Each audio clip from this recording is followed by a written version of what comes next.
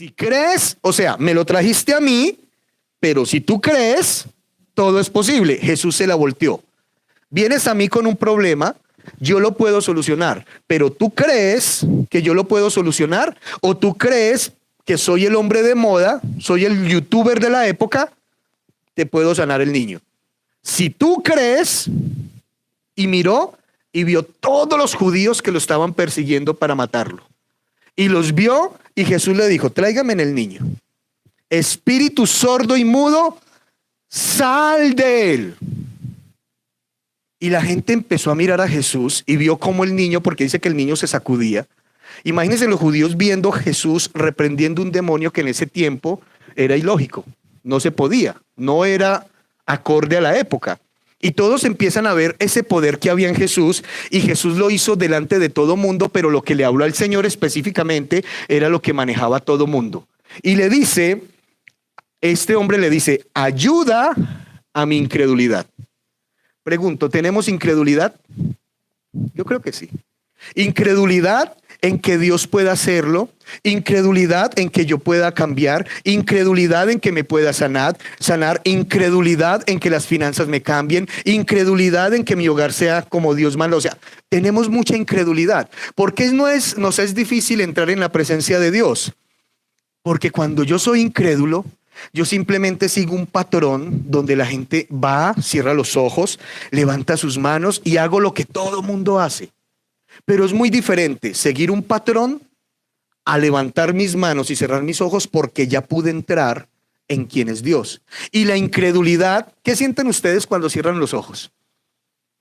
Y uno les dice, levanten las manos. Muchos lo hacen por obediencia, pero muchos no sienten la presencia de Dios. ¿Por qué? Porque la incredulidad empieza a trabajar en todos nosotros. Entonces vamos a hablar hoy sobre uno de los temas con más dificultad para tratar en las personas, y es la incredulidad. Y la incredulidad es algo que impide que los milagros tomen fuerza.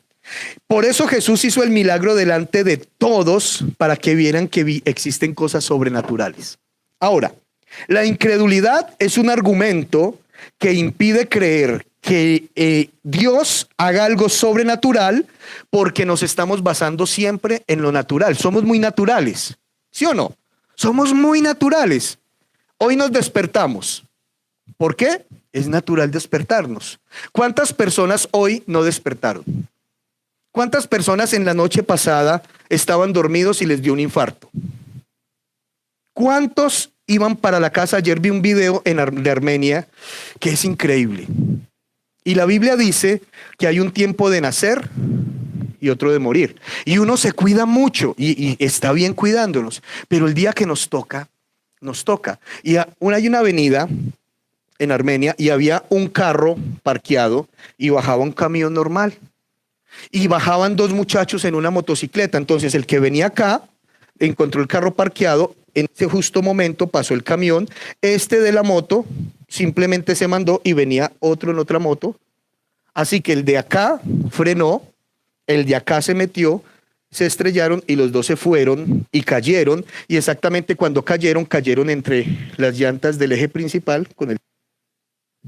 Pasó el camión sobre los dos. Los acabó en un momento. Y uno dice, es natural, murieron. ¿Qué pasó? ¿Por qué exactamente tenía que pasar ese camión en ese mismo instante? ¿Y por qué tenían que encontrarse justo ahí? Miren. Hay un tiempo de nacer y un tiempo de morir. Eso es lo natural. Y todos vivimos en este mundo natural. Pero la incredulidad está impidiendo que podamos vivir lo sobrenatural de lo que Dios hizo. Ahora, tenemos una vida donde intentamos buscar a Dios. Pero ¿qué es lo que nos gobierna? Lo natural, el imposible, la duda. ¿Será que esto sí puede ser verdad? ¿Y será que esto sucede? ¿Será que sí hay milagros de sanidad? ¿Será que es verdad que si aparece? Miren, uno tiene que aprender a manejar muy bien el tema de Dios. Yo he escuchado testimonios donde personas dicen, oré porque estaba en una situación financiera muy difícil y fui y metí la tarjeta en el banco y encontré un poco de plata. Entonces uno dice, uy, gloria a Dios. La pregunta es, ¿sería un milagro real ¿O sería que alguien se equivocó de cuenta y consignó mal? Entonces yo tengo que aprender qué es de Dios y qué no es de Dios. Entonces estamos en un mundo natural donde la incredulidad es la que impide que nosotros vivamos lo que uno lee en las escrituras. Entonces la gente dice, es que ustedes son exagerados, ustedes son fanáticos, ustedes son una palabra que utilizan mucho con uno es que a ustedes le lavaron el cerebro. Cuando yo vivo de una manera natural, leo la Biblia, pero vivo de una manera natural, pues yo la leo y me parece bonita. Pero cuando empiezo a entrar en lo que es el mundo sobrenatural, empieza a cumplirse las escrituras. ¿Cuál es el problema o cuál es la función de la incredulidad? La incredulidad se mueve por lo natural y por la razón. Esto nos hace pensar que Dios no es capaz o simplemente es imposible que Dios cambie la situación. Lo natural y la razón también me dice que el evangelio es un cuento de hadas. ¿Alguna vez lo pensó? ¿Alguna vez ustedes dijeron, sí, pero esas historias parecen más cuentos míticos? Y algo que hace la razón es decirme, cuando nos predican el evangelio, esa razón nos dice, están jugando con nuestra inteligencia. Hablen ustedes con personas estudiadas, con sus carreras, con sus doctorados, con sus PhD. ¿Qué dicen ellos? ¿Por qué a ellos no se les puede predicar el evangelio? Porque la razón para ellos es lo natural. ¿De dónde salió? Uno habla con un físico cuántico. ¿Cómo me va a hablar de la creación, que Dios cogió polvo y creó al ser humano, cuando yo sé de dónde sale la vida? Y la vida salen de las células. ¿Y de dónde salió una célula? No, empezó a aparecer la vida. No, tiene que salir de algún lugar. Entonces, empezar a romper la razón es muy difícil, porque por encima de la razón hay algo sobrenatural. Y algo que nos está impidiendo a nosotros vivir más la profundidad de Dios es lo natural. Por eso Jesús, cuando se lo trajeron, Jesús lo vio y le dijo, ¿puedes creer? Para el que cree, todo es posible. Y dice este hombre, Señor, creo, ayúdame con mi incredulidad. La incredulidad impide que la mano de Dios haga todo lo que necesita sobre nosotros. Y algo que trae la incredulidad es la razón, es lo natural, es que esto es imposible. Entonces, ¿para qué buscamos a Dios si Dios no puede cambiar nuestras circunstancias? Somos muy naturales. La incredulidad es un arma especial para que nosotros no vivamos quién es Dios. Esa incredulidad. Ahora, busquen un momentico Hebreos 3:12. Y miren lo que dice Hebreos 3:12. Y quiero que me entiendan que no está mal razonar, no está mal analizar, no está mal ser naturales, porque es nuestra naturaleza. Lo que está mal es colocarle razón a lo que no tiene razón, a Dios. ¿Quién creó todo? Dios. ¿Y quién creó la ciencia? Dios. ¿Quién creó absolutamente todo? Y la ciencia lo ha comprobado, corroborado, que Dios está metido en todo. Ahora, cuando yo empiezo a encontrarle la razón a lo que Dios hace, le estoy impidiendo a Dios que haga la parte sobrenatural que estamos buscando.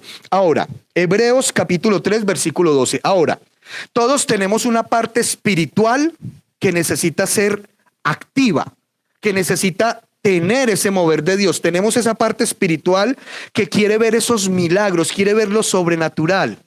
No sé hasta dónde ustedes han visto lo sobrenatural. Por eso quiero hablar sobre la incredulidad.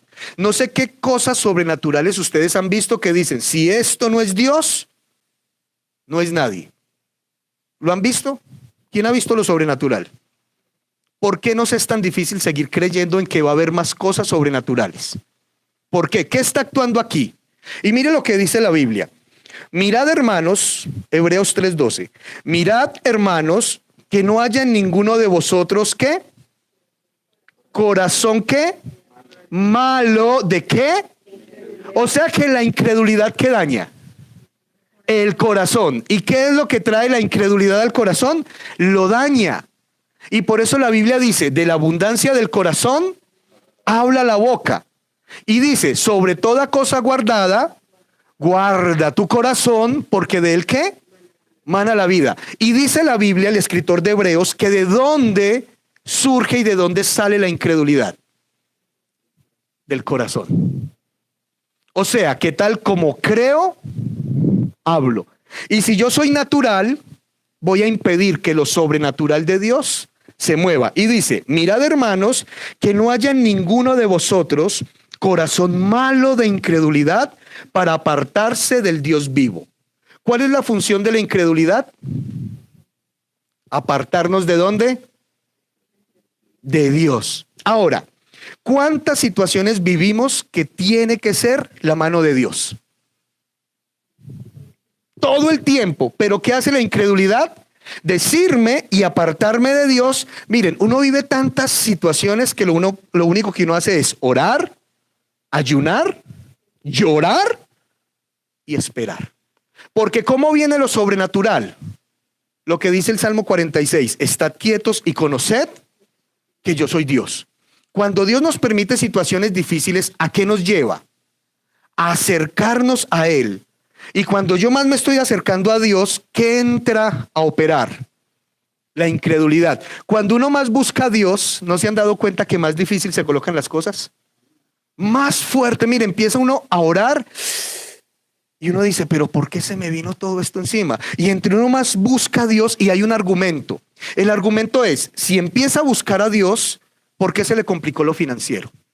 Si empezó a buscar a Dios, ¿por qué se le complicó el hogar?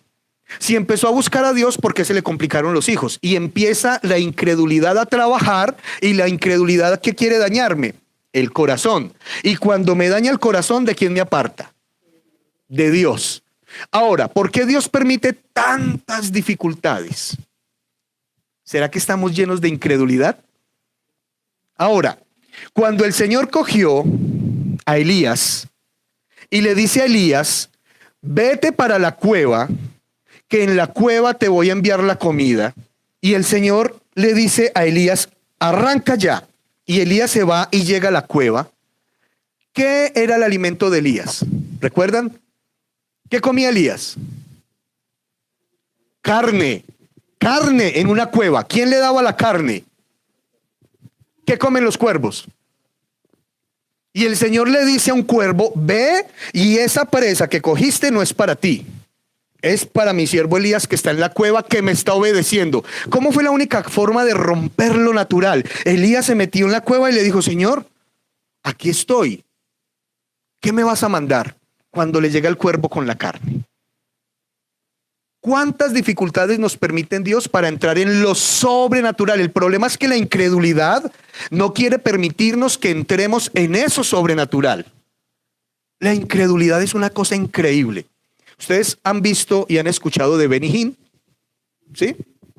Ese hombre, cuando yo lo veía en la televisión y el hombre se le acercaban y hacía así, esos guardaespaldas se levantaban, uno siendo cristiano miraba eso y decía, eso será verdad.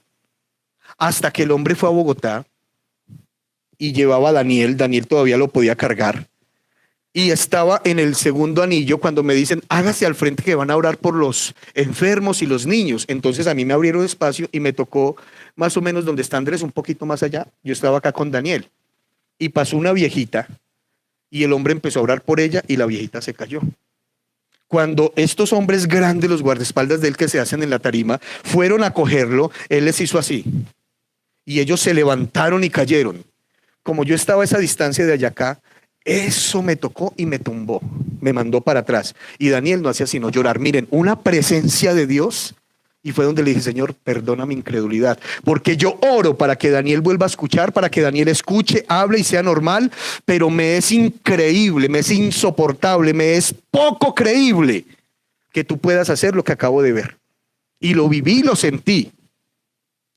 Otro día estábamos en otra conferencia con él y dice, tómense de las manos porque el Espíritu Santo va a llegar sobre ustedes. Y uno dice, bueno, estoy en el mover de la iglesia. Pero fue tan impactante cuando él hace así, sentir ese golpe acá y levantarme diferente. O sea, estamos llenos de incredulidad. Y la incredulidad impide que yo desarrolle una vida espiritual correcta en Dios, porque entonces el día a día es natural. ¿Y cuántas situaciones en el día a día estamos viviendo que son naturales, pero Dios quiere que si nosotros entramos en lo que es fe, en creer, todo será posible a la manera de Dios? Entonces, la incredulidad tiene algo que es cerrarme el corazón. ¿Por qué para la gente es tan difícil congregarse? ¿Por qué es tan difícil sacar 2 horas para estar con Dios un domingo? O cuando están las reuniones. ¿Por qué es tan difícil? No lo hablo por nosotros, lo hablo por todas las iglesias. En Calarcá la iglesia es igual.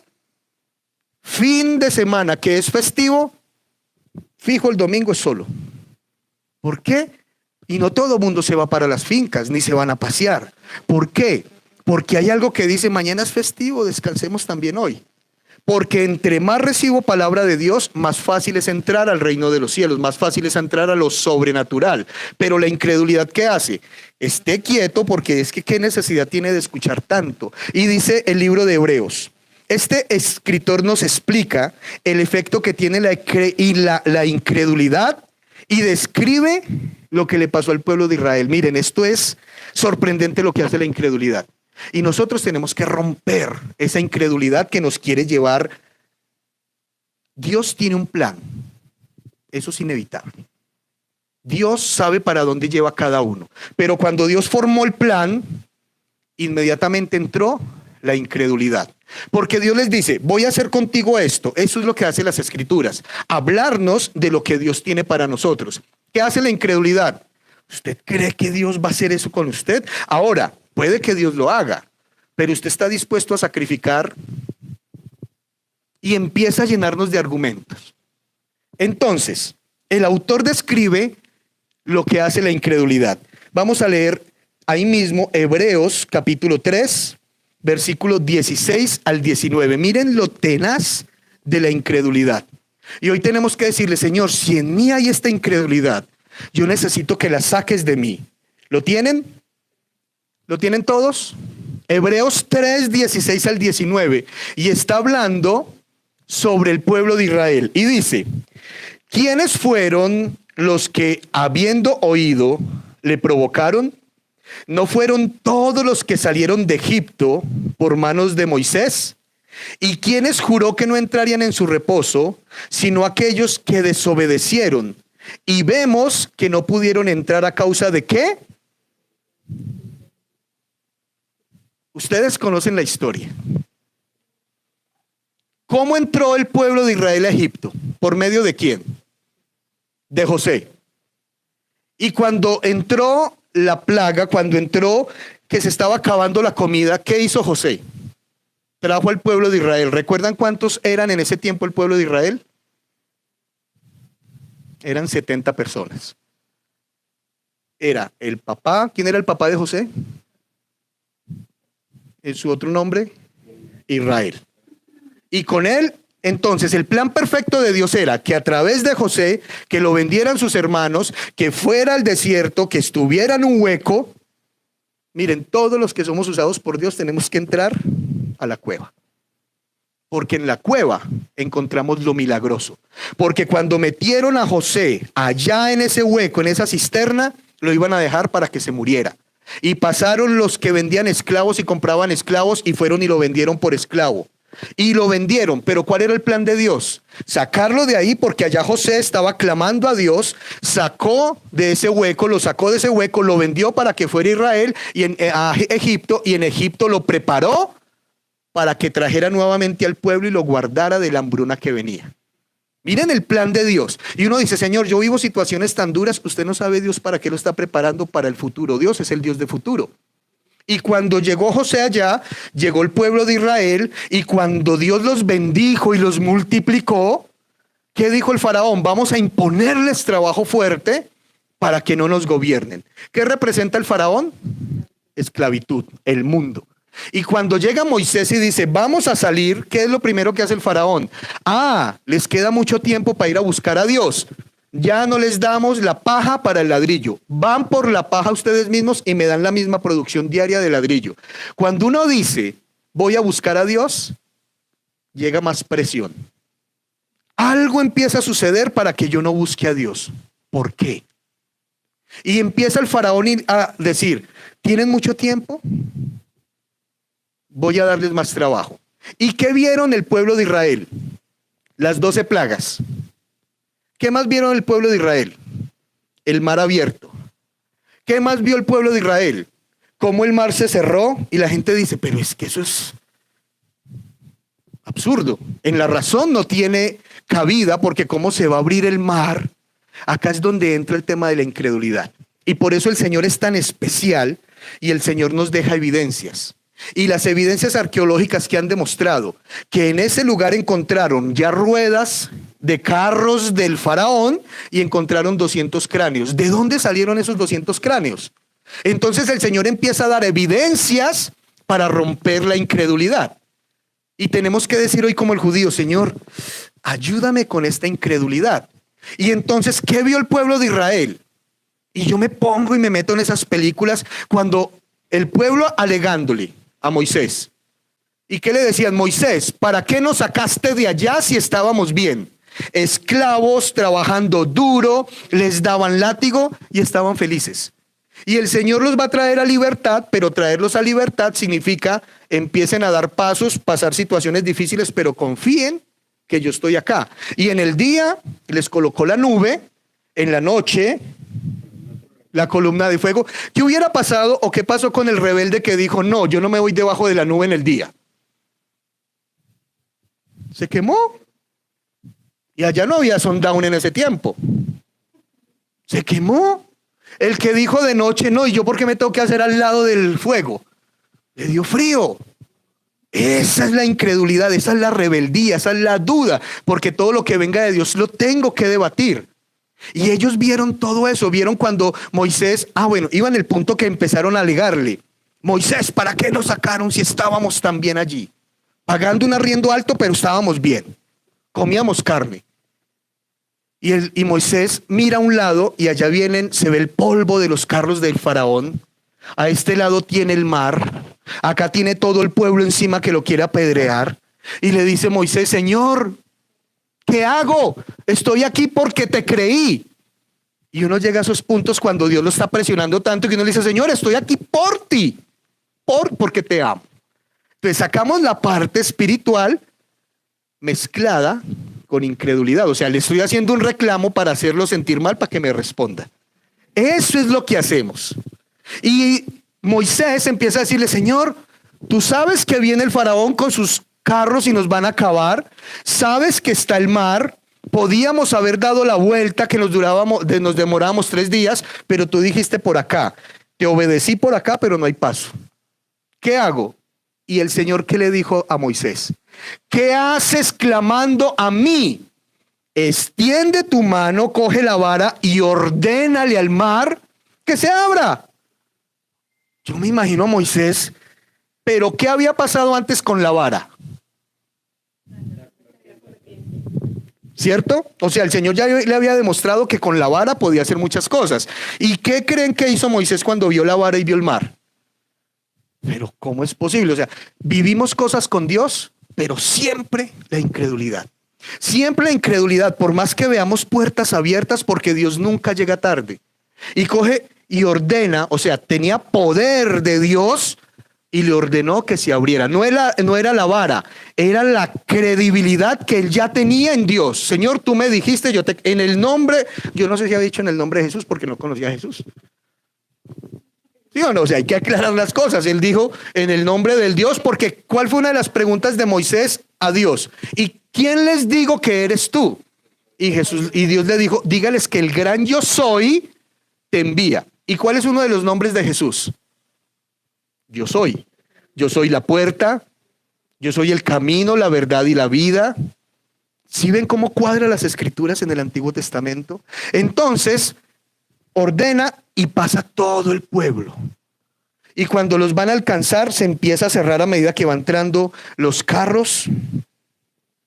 Y ahora el pueblo le dice, necesitamos agua, necesitamos pan. Llega el maná. Pero a toda hora maná. Allá éramos esclavos, pero teníamos carne. Íbamos a Preismar y vea, tarjetazo. Nos manteníamos quejando. Y el Señor dice, listo, les voy a dar carne. Y salieron todas las palomas. Y les dio carne. ¿Cuánto vivieron ellos los milagros? ¿Cuánto presenciaron? Y dice la Biblia, Hebreos 3:16, ¿quiénes fueron los que habiendo oído le provocaron? ¿No fueron todos los que salieron de Egipto por mano de Moisés?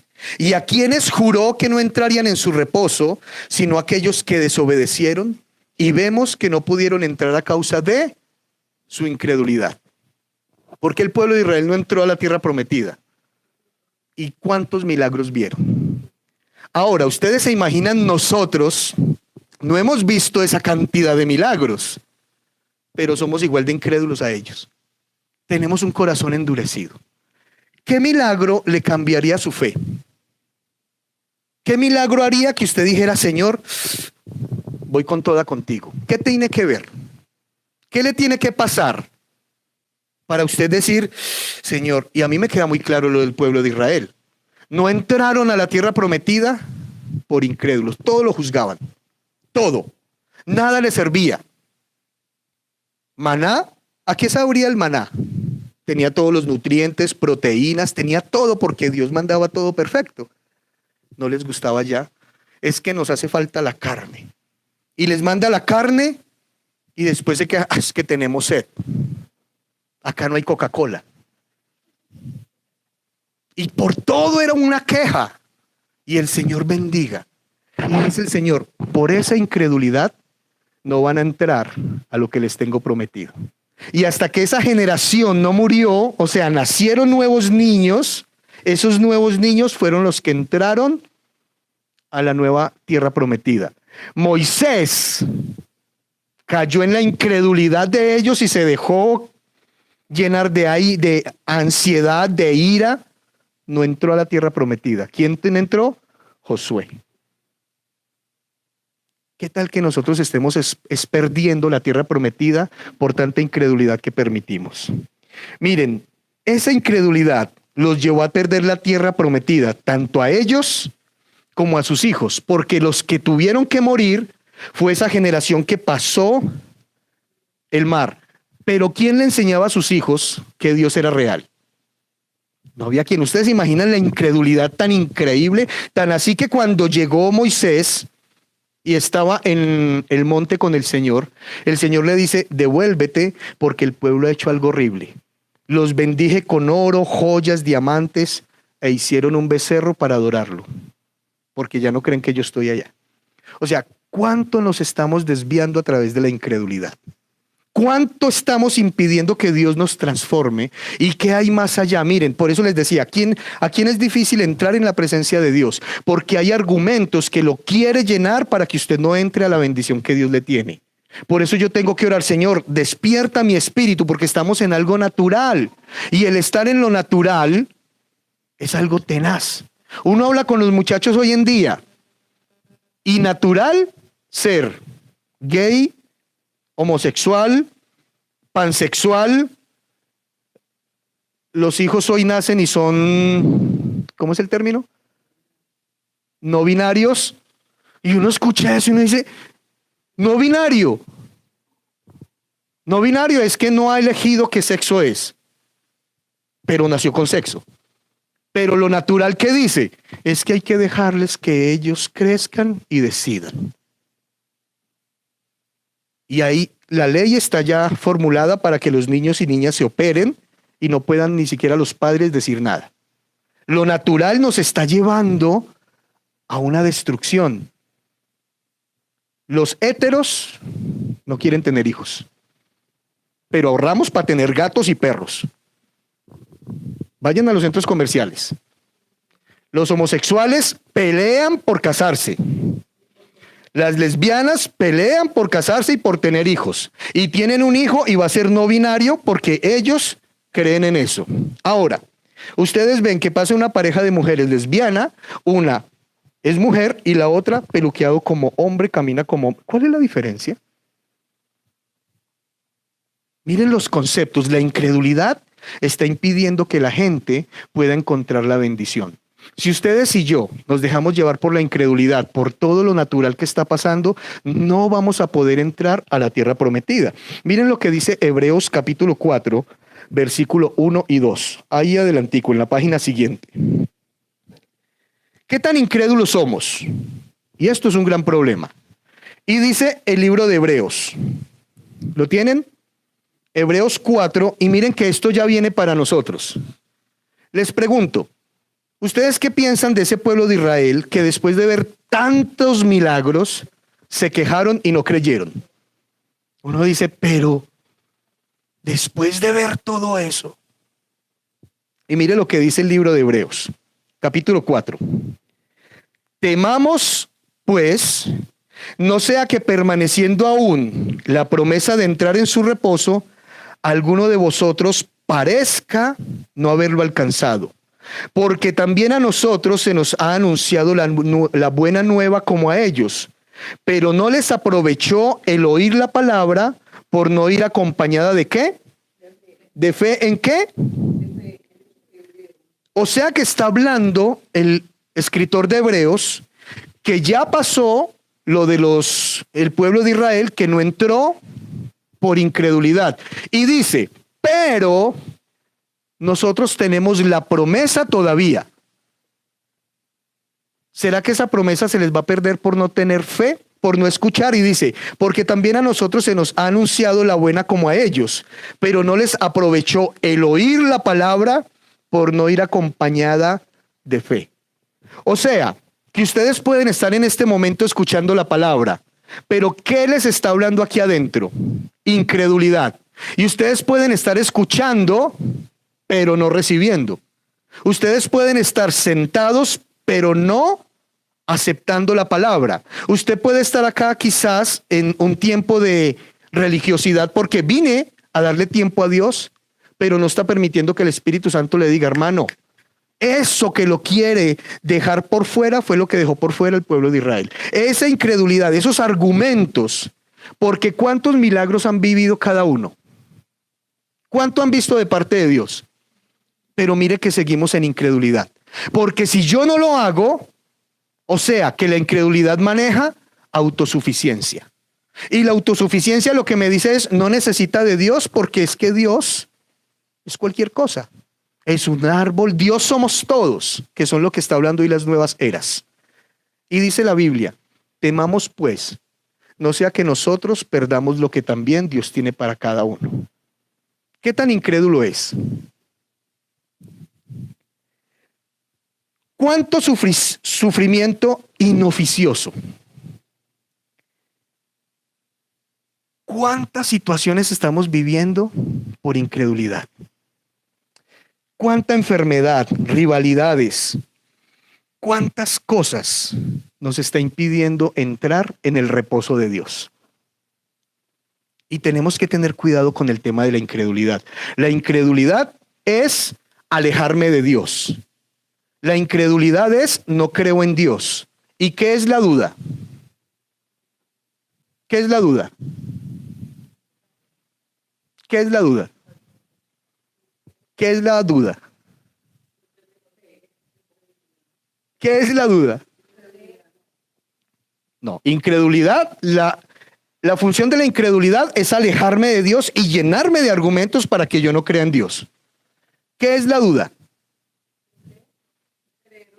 La duda es mi decisión de si permito el dudar o el llegar a buscar respuestas en todo. La duda es algo que tenemos el ser humano implícito de poner a prueba todo. Yo dudo de esto, voy a ver. Por eso a uno le dicen lo que le pasó a Eva. No coma de eso.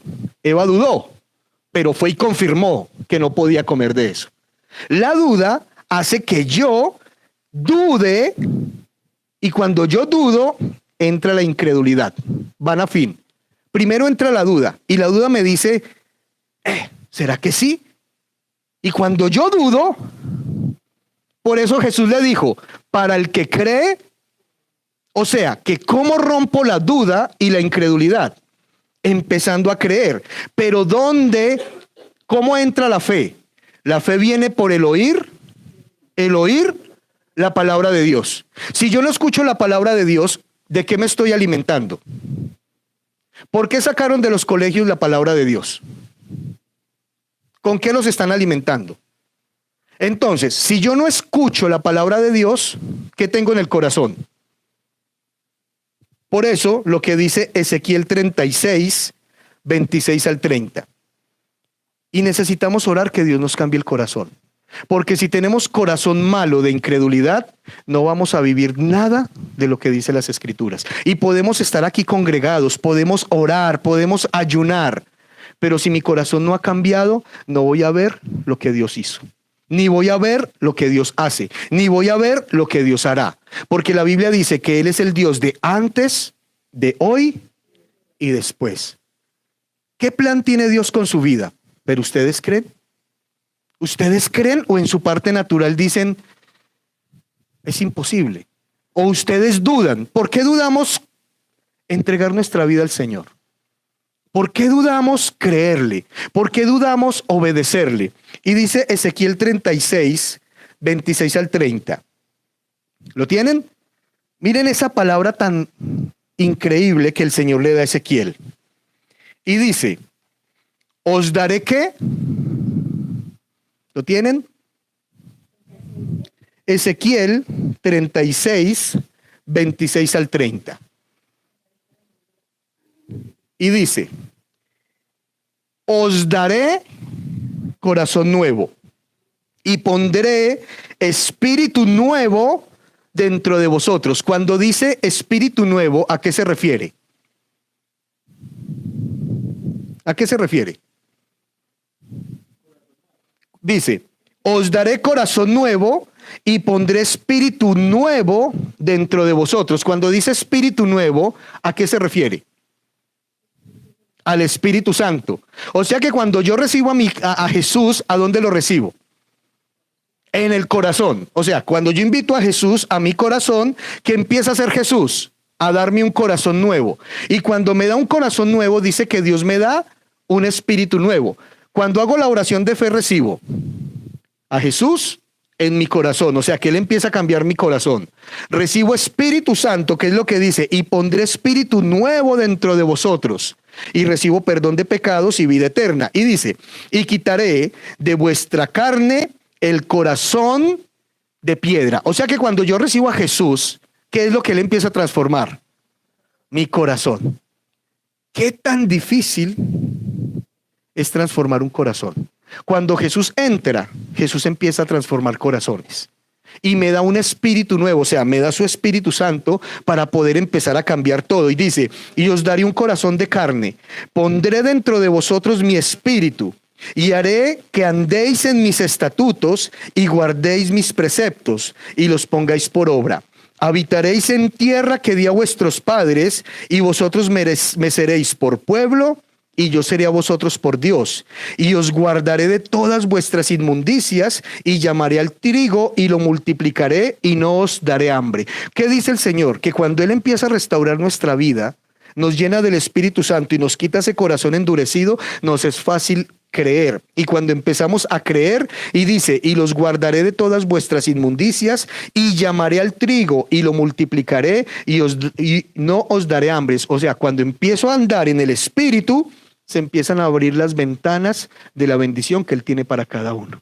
¿Qué impide andar en la bendición? El corazón de piedra, la incredulidad, la duda. ¿Cómo estamos en este tema? Multiplicaré asimismo el fruto de los árboles y el fruto de los campos, para que nunca más recibas oprobio de hambre entre las naciones. ¿Por qué nos es tan difícil creerle a Dios? ¿Por qué nos es tan difícil orar y decirle, Señor, ¿qué quieres conmigo? ¿Por qué es tan difícil morir a mi yo y de rendirnos a Él? ¿Por qué es tan difícil aceptar que Dios es Dios? ¿Cuánta incredulidad tiene cada uno? Y estamos en una época que la incredulidad, uno le habla a los muchachos de Dios, no, y no solo a los muchachos, la gente mayor, uno habla con ellos y ya se fue Dios. Y cuando estemos en el último momento, si Dios nos da capacidad de tener conciencia cuando estemos en ese punto del lecho de ida, ¿qué diremos? ¿Qué dirían estos dos muchachos cuando estaban cayendo? ¿Qué sentiría él cuando vio que iba para el piso y acá estaba la llanta del camión? ¿Qué pensaría ese muchacho?